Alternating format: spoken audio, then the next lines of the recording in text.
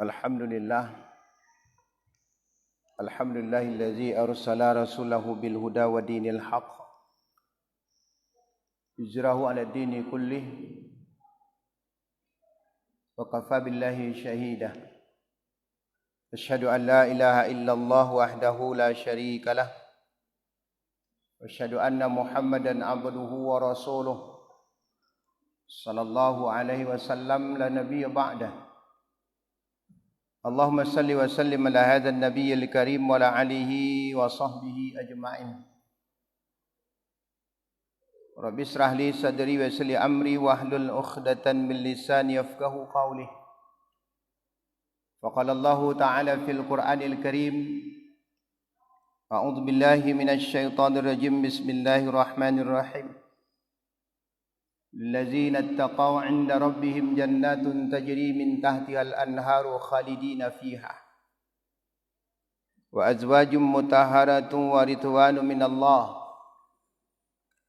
والله بشير بالعباد الذين يقولون ربنا إننا آمنا فاغفر لنا ذنوبنا وقنا عذاب النار الصابرين والصادقين والقانتين والمنفقين والمستغفرين بالأسحار.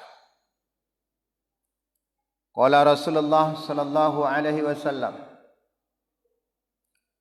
رب صائم خطه من صيامه الجوع والعطش. وقال من لم يدع قول الزور والعمل به فليس لله حجة في أن يدع طعامه وشرابه. Sadaqallahul azim wa sadaqa Rasulullah sallallahu alaihi wasallam. Ma'asyiral muslimin, kaum bapak dan ibu jemaah tarawih yang dimuliakan Allah. Malam hari ini kita telah berada pada malam ke-9 Ramadan. Tanpa terasa baru rasanya kita berjumpa dengan Ramadan ini, dan kita pada malam ini telah berada pada malam ke-9 Ramadan. Alhamdulillah, dengan rahmat dan karunia Allah kita dipertemukan Allah dengan bulan yang mulia ini. Dengan harapan dan doa kita, kalaulah seandainya Ramadan ini ya Allah adalah Ramadan terakhir kita, jadikanlah Ramadan ini menjadi Ramadan yang benar-benar menjadikan kami hamba Allah yang takwa. Inilah tujuan sesungguhnya Ramadan itu disyariatkan Allah Subhanahu wa taala. Karena Ramadan adalah jalan terpendek tersingkat yang akan menghantarkan seorang mukmin menjadi orang yang takwa. Sebagaimana Allah juga berfirman, "Innallaha yuhibbul muttaqin." Allah sangat cinta, Allah sangat sayang, Allah sangat rindu dengan orang yang bertakwa. Mudah-mudahan kita benar-benar mendapatkan peringkat takwa itu. Salawat dan salam teruntuk buat uswah kita, Rasulullah Muhammad sallallahu alaihi wasallam, beserta keluarga beliau, para sahabat beliau, para tabi'in, tabi'ut tabi'in, dan orang-orang yang saleh yang selalu mengikuti syariat-syariat, sunnah-sunnah yang telah diteladankan beliau. Dan kita bermohon kita juga bahagian daripada umat tersebut. Bapak dan Ibu jemaah muliakan Allah, sebagai topik kajian kita malam hari ini, tanda-tanda orang yang bertakwa. Kalau satu acara misalnya diklat atau pelatihan, setiap ada diklat, ada latihan, pasti ada tujuan. Ada tujuan dan ada sasaran yang akan dicapai. Kalau itu tidak tercapai, berarti gagal diklatnya. Allah Subhanahu wa taala menetapkan, memerintahkan orang beriman, mensyariatkan orang beriman untuk berpuasa selama Ramadan agar dia menjadi orang yang bertakwa.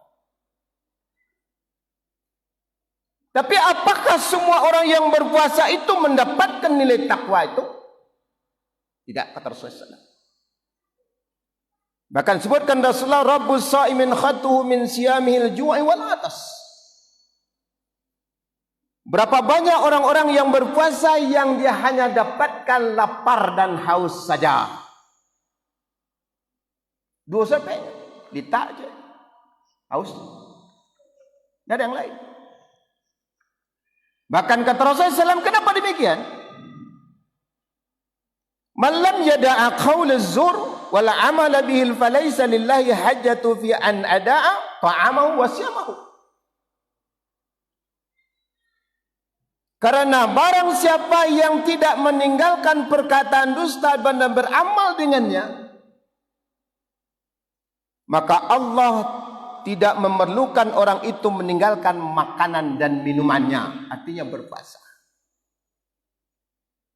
Jadi puasaku benar-benar bukan hanya menahan haus dan lapar, tapi juga menahan perkataan, menahan perbuatan, yang semua itu keluar dari aturan Allah Subhanahu wa Ta'ala. Kalau memang demikian, kita lihat bagaimana tanda orang yang takwa itu. Kalau yo wakli berhasil melalui training Ramadan 30 hari itu, akan terlihat di 11 bulan akan datang. Namun sebagai motivasi bagi kita, awak tentu perlu harapan. Kalau seandainya kami dapat predikat takwa itu, kira-kira yang akan kami dapatkan balasan medali hadiah diberikan Allah. Karena awak cok benda itu. Kalau kita mengerjakan sesuatu, melakukan sesuatu dengan baik dan dengan sempurna, kira yang akan menjadi hadiah untuk kita. Maka Allah Subhanahu wa Ta'ala dalam surah Al-Imran ayat 15, lillazina taqaw 'inda rabbihim jannatun tajri min tahtihal anhar khalidina fiha wa azwajum mutahharah wa ridwan minallah. 3 janjikan Allah dalam surah Al-Imran. Pertama, bagi mereka yang bertakwa itu di sisi Allah ada surga yang mengalir sungai-sungai di bawahnya, mereka kekal di dalamnya. Surga untuk orang takwa. Surga adalah satu kenikmatan yang tidak bisa diukur, tidak bisa dijangkau dengan akal dan perasaan manusia. Maka kamu kuat. Rancaknya, nikmatnya, senangnya, tidak bisa diukur dengan apa yang ada pada hari ini. Kenapa? Apapun yang paling nikmat di dunia ini, apapun yang paling cantik di dunia ini, apapun yang paling indah di dunia ini, sebutlah apa saja. Yang terindah, yang tercantik, yang termanis, yang terganteng mungkin, atau dengan segala macam itu hanya satu bahagian dari nikmat surga yang dijanjikan Allah kepada orang yang bertakwa. Coba bayangkan Pak, kalau di kalian 99 kali kata baralah rancaknya, baralah nikmatnya, baralah indahnya. Tak terbayang. Itu pertama dijanjikan Allah bagi orang yang takwa. Bukan hanya dia masuk surga, tapi air mengalir sungai-sungai di bawahnya. Kita bayang Pak, kalau rumah rancak Pak, mengalir sungai di bawah barat. Nyaman Pak, kalau di rumah tu ada air mengalir nyaman sangat. Itu pertama janjikan Allah untuk orang yang takwa. Yang kedua kata Allah, azwajum mutahharah, pasangan yang disucikan. Orang yang takwa Pak akan mendapatkan pasangan yang disucikan. Azwaj, pasangan. Dia dapatkan di hati di sini. Tapi dunia pun tak. Dapat di hati, tak dapatkan di hati. Orang jangan tahu Ustaz. Tapi banyak tapi. Ini yang terjadi di dunia. Tapi di surga Allah Pak, sadu dia. Rancak dia, santiang dia, ayo leh. Azwaj mutahharah. Yang ketiga janjikan Allah antara yang takwa. Waridwan minallah, ridha dari Allah Subhanahu wa Ta'ala. Coba bayangkan Pak, kalau ridha Allah kau jawab di mana pun diletakkan, semuanya adalah tempat terbaik. Mencari ridha orang tua sudah payah, apalagi ridha Allah. Inilah janjikan Allah bagi mereka yang takwa. Bagaimana sifat orang yang takwa itu? Kata Allah, allazina idza lillazina taqaw inda rabbihim jannatun tajri min tahtiha al-anharu khalidina fiha wa azwajun mutahhara wa ridwan min Allah. Allazina yaquluna rabbana innana amanna faghfir lana dzunubana wa qina adzabannar. Lihat bagaimana sikap, bagaimana ucapan, bagaimana permohonan orang yang bertakwa itu. Kalimatnya indah. Katanya dari semua kemuliaan yang dijanjikan Allah itu, kalimatnya cuma pertama ucapannya, Rabbana innana amanna. Ya Rabb, ya Tuhan kami beriman. Kami patuh, kami taat. Itu ucapan orang yang bertakwa. Yang kedua ucapannya, faghfir lana dzunubana. Lihat kunci bah. Orang yang bertakwa bukanlah orang yang bersih dari dosa. Orang yang tidak pernah berbuat dosa. Itu nonsen bah. Tapi orang yang bertakwa adalah orang yang apabila terlanjur berbuat dosa, fastaghfaru li dzunubihim. Dia mohon ampun kepada Allah. Tidak ada yang sempurna dunia ini. Tak ada wak kena merahsia dari dosa. Maka setiap kesalahan dilakukan, dia cepat mohon ampun kepada Allah. Bersegera mohon ampun kepada Allah. Fastaghfaru li dzunubihim. Maka banyak minta ampun kepada Allah. Rasulullah Muhammad sallallahu alaihi wasallam saja. Bukankah beliau dosanya nak lalu dalam ampunan Allah? Nak lalu labut dalam ampunan Allah. Yang akan datang pun diampuni Allah. Dan beliau dah dijamin Allah masuk surga. Barangkali istighfarnya sehari semalam. Rasulullah tidak kurang istighfarku 70 kali sehari semalam. Bahkan ada beberapa hadis sebutkan 100 kali sehari semalam. Rasulullah Muhammad SAW. Bagaimana dengan kita? Awak istighfar 3 kali selesai solatnya pak payah gitu. Kadang Assalamualaikum, kadang Assalamualaikum, bila tak. Ada satu kesalahan yang fatal yang kita lakukan. Mungkin ini kita tidak tahu kita. Dalam hadis sahih Bukhari Muslim. Barang siapa yang duduk di saf itu selesai solat fardu berjamaah. Tak bergeser sampai duduknya di sini. Kecuali pergeseran mungkin kamu muka ke belakang seketik. Maka sungguh para malaikat Allah yang menggotong aras Allah dan malaikat yang ada di langit itu. Dia bermohon kepada Allah bagi mereka yang masih duduk di tempat solat itu. Ya Allah ampuni dosanya. Ya Allah rahmati dia. Ya Allah terimalah tobatnya. Tapi berapa banyak di antara pak selesai salat, Assalamualaikum kanan, Assalamualaikum kidap, pindah duduk. Pindah duduk. Maka dia terlepas dari doa malaikat Allah. Kan tu cok akan dia. Assalamualaikum kanan, Assalamualaikum kidap, pindah. Apa dia pindah apa? Angin sempit. Maka dia terlepas dari doa para malaikat Allah. Pada malaikat itu doanya sangat mustajab. Karena doa malaikat tidak pernah berserikat kepada Allah.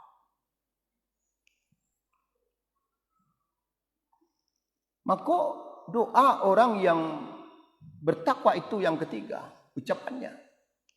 Waqina adzabannar. Nyo minta dijauhkan dari siksa api neraka Allah.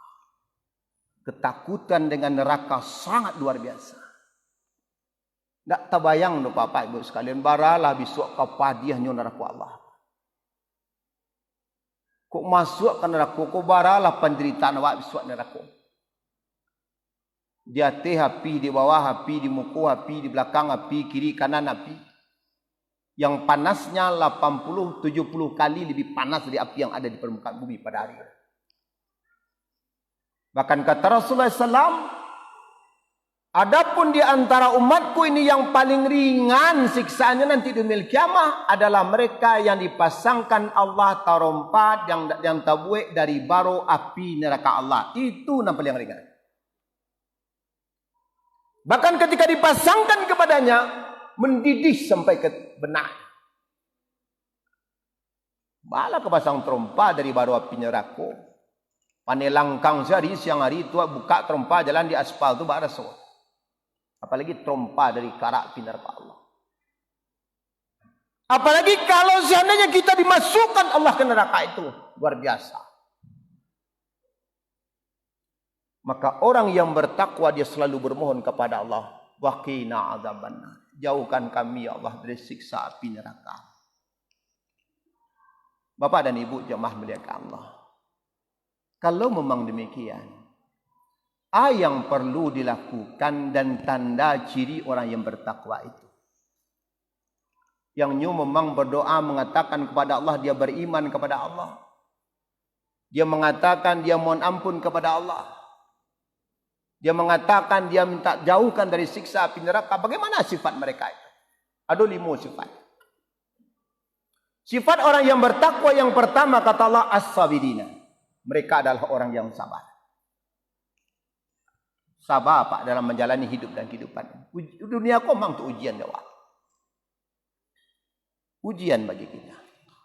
Dan tidaklah surga itu kecuali juga dimasukkan Allah orang yang sabar. Sabar itu ada 3. Pertama sabar ketika mendapatkan ujian dan musibah dari Allah. Yang kedua sabar ketika meninggalkan segala bentuk apapun yang dilarang Allah. Yang ketiga, dan itulah yang tertinggi dari tujuan sabar itu, bersabarlah dalam taat kepada Allah. Bersabar dalam taat. Itu tanda orang takwa yang pertama. Yang kedua, tanda orang takwa yang kedua adalah siddiq, jujur. Orang takwa dia akan melahirkan pribadi yang jujur. Lihatlah Ramadan, bukankah mendidik seorang beriman menjadi orang yang sabar, orang yang jujur? Baralah kali tak parui, baralah orang akan menyerang awak. Kalau ada yang ingin melawan kita, membuat bertengkar kita, berkata kotor kepada kita, ana wak kejengkanya. Ana shaimin, ambo puasa. Itu kalimat yang muncul. Karena itu yang kita ucapkan. Yang diperintahkan Rasulullah Muhammad SAW. Tapi jangan dibuat lo di tempat-tempat nan ada Pak. Ada ibu-ibu tapi na ibu ziko, yang mana sehati le ibu beko.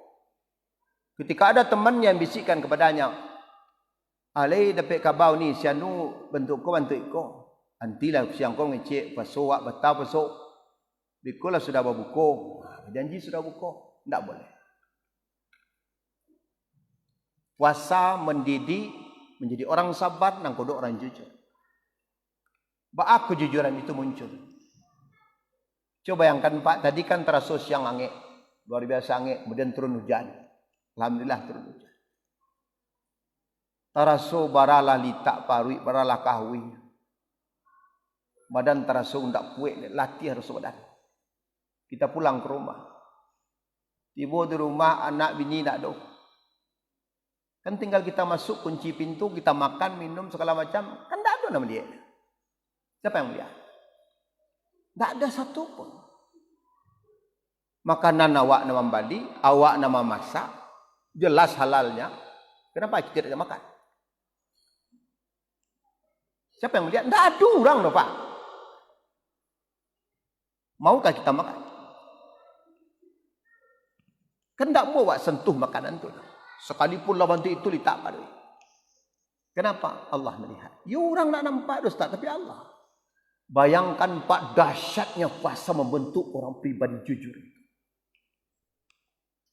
Kalau ini terbawa di 11 bulan yang akan datang, maka jadilah negeri ini diurus, dihuni oleh orang-orang yang jujur.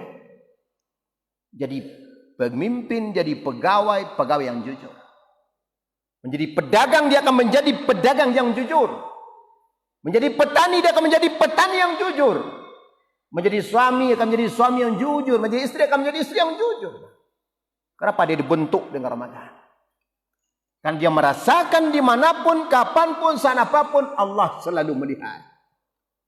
You orang tak nampak, tapi Allah.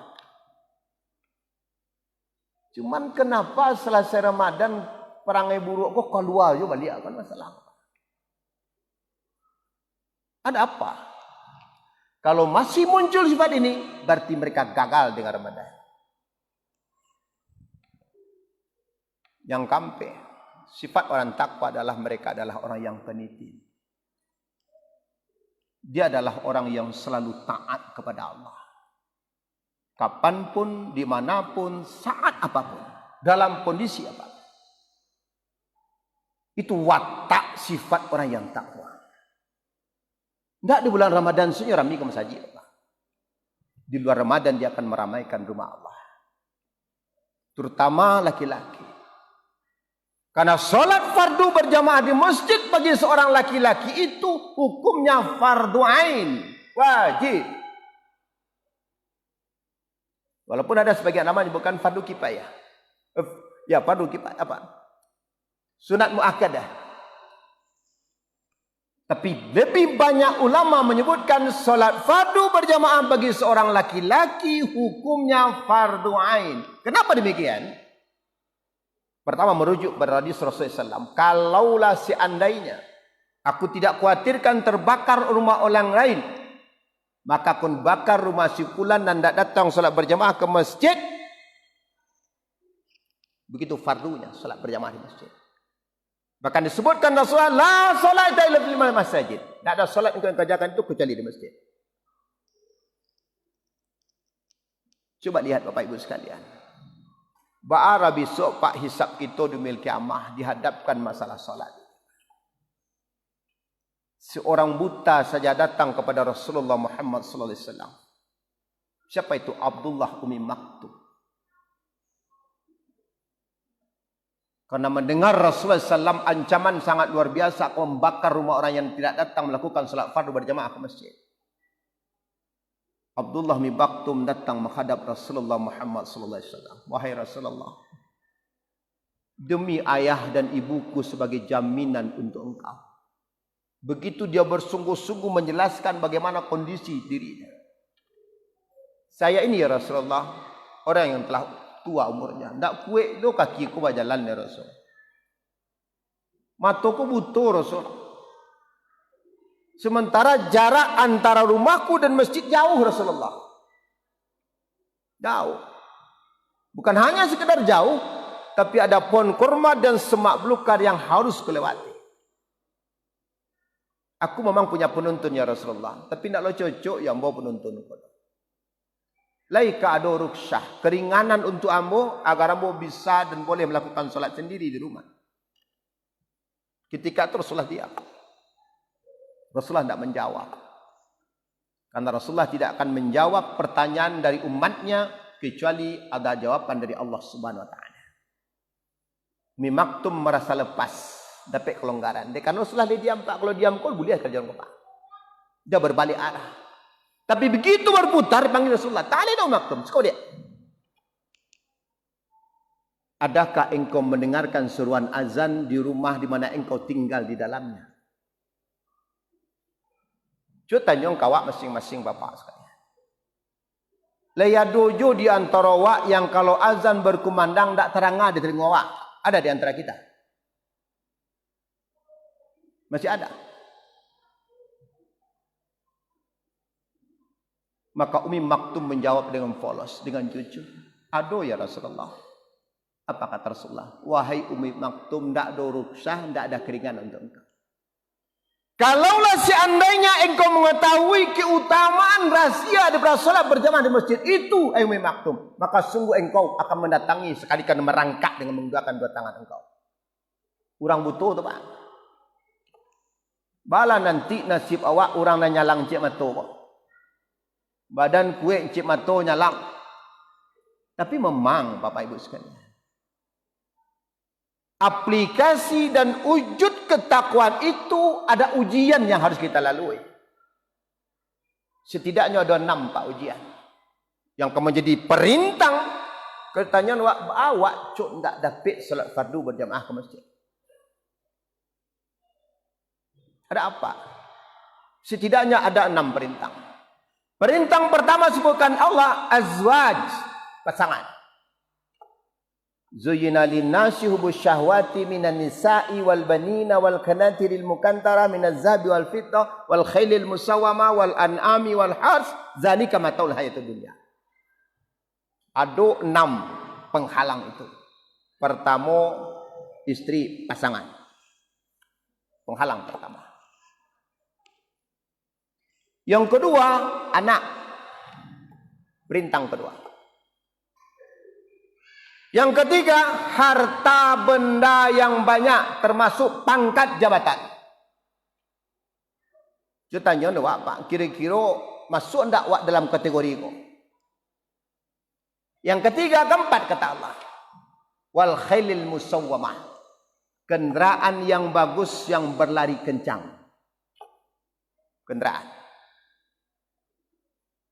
Yang kelima kata Allah wal an'am, peternakan. Hewan ternak. Yang keenam wal hars, kebun yang luas, perkebunan. Enam ko perintah apa? Badan tak datang saji, yo baleh. Anak dah mulai tinggal. Datang saji, yo tadi rapik je sama. Mbak datang saji, itulah kadai orang rami mana? Terlambat stek. Awak kan kalau kadai rami, kak payah kan saji. Maka ada jemaahmu kalau di wirid malam itu dari pasar aur. Orang rami saji ini kaya. Yo start orang langang, start alhamdulillah orang langang rami saji. Jadi kalau orang langang rami saji, kan aja suruh langang saya kadai kok. Ada seorang jemaah, ada jemaah di Bekasi. Beliau luar biasa sukses. Orang Priaman tak tamat SD. Omsetnya sehari 4,5 miliar. Bahkan pernah sekali start nalabo galeko sampai 1,5 miliar sehari. Barang ambo masuk sekapa, barang orang nak masuk jalan. Dapat 1,5 miliar sehari itu. Labo galek. Ambo lihat disiplinnya dalam salat luar biasa. Berkumandang azan tiba saji, wana azan tiba saji, tetap mendapatkan takbiratul ihram iman dalam salat 5 waktu saja. Tapi mukanakan kinyo. Haji, karaja haji ku masih salah, masih kurang. Haji juga nanti akan dihisap Allah. Adi masalah mulai Ustaz. Setelah haji memanglah selamat. Tapi tahukah haji, anak buah yang karaja di haji, gaji haji yang memberikan. Dan ini juga akan menjadi pertanggungjawaban nanti depan mahkamah Allah. Yang paling aman itu tutui kadai ko suruh anak laki-laki hukum haji. Baru haji aman dari siksa Allah nanti di milik kiamat. Ambo buktikan Ustaz mulai tanggal 1 besok ambo tutui kadai ko lagi. Waktu salat mau tutup. Kalau produksi ambo sediakan mau salat-salat di sini. Alia doa bisa oleh itu Pak. Kenapa? Ujian bagi pedagangku barek Pak di jam salat orang rami belanjo. Ujian pedagang tu Pak. Cuca lihat kau indah. Asal masuk waktu salat rami nama belanjo. Apalagi kau magari. Apalagi kau Jumat. Ujian berat.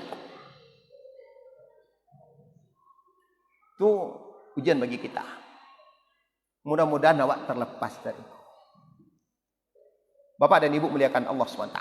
Kemudian yang keempat tanda orang yang takwa kata Allah. Wal munfiqina. Mereka adalah orang yang suka memberi. Taraso dewak barala payah berpuasa menahan dita jauhi di siang hari. Ada di antara saudara kita pagi tak bersahur. Beko sanjo ke buku lulun jalih doa di buku. Puasa menumbuhkan rasa sosial yang tinggi, peduli dengan sesama. Maka di surah Rasulullah SAW berbagilah. Sampai-sampai Rasul katakan orang-orang yang memberikan perbukaan kepada orang yang berpuasa, Allah berikan pahala sagadang pahala orang yang berpuasa itu tanpa mengurangi amal pahala orang yang berpuasa. Kenapa demikian? Allah ingin menumbuhkan rasa berbagi, rasa kasih sayang sesama. Yang selamaku mungkin kurang peduli dengan sesama.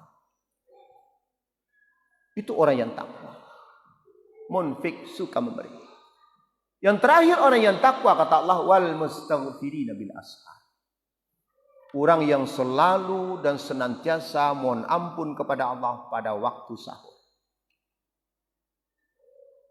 Doa yang sangat mustajab, pengampunan yang sangat mustajab itu adalah pada waktu sahur dan pada waktu akan berbuka puasa. Dan inilah waktu-waktu terbaik dan waktu itu sering diambil dan dimanfaatkan oleh orang-orang di luar Islam. Bagaimana mengambil waktu terbaik itu. Makanya adokan pak sinetron rancak itu ketika ka sahur cek, ketika ka buku cek. Sehingga kita terlalai dalam berdoa kepada Allah dan mohon ampun kepada Allah. Lihatlah kalimat Rasulullah. Sampai-sampai Rasulullah katakan jangan tidak bersahur. Tidak mulia nak bersahur. Bersahurlah walaupun hanya sebiji kurma dan seteguk air. Karena dalam sahur itu ada berkahnya.